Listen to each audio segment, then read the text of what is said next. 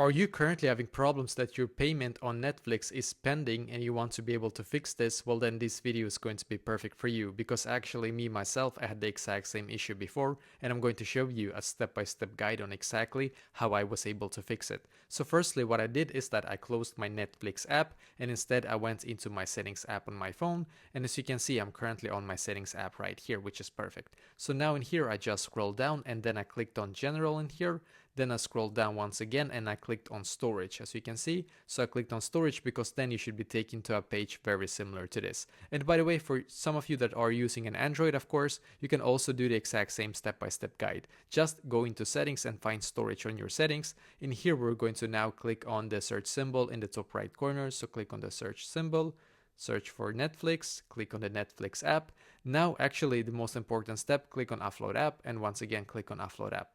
Just wait a couple of seconds, click on the blue button here once again. Just wait for your Netflix app to completely update to the latest version, because sometimes when they actually release a new update and you're trying to like pay for your Netflix and it's not working, it says like it's pending all the time, that might actually be that you have the like last version and you need to update your app. Now go back and try again. And if it still is not working, one other thing that can happen, by the way, and I also had this problem before way back, sometimes on your internet bank, if you're using like your credit card or debit card that you're going to pay for your Netflix, obviously, then sometimes on your bank you have actually something called close for internet purchases. So basically that means that automatically your bank has actually closed your card for internet purchases, and you have to actually go into your bank and open it up, basically. I hope that makes sense. I did this myself on my bank like a couple of years ago, and I had to open for internet purchases.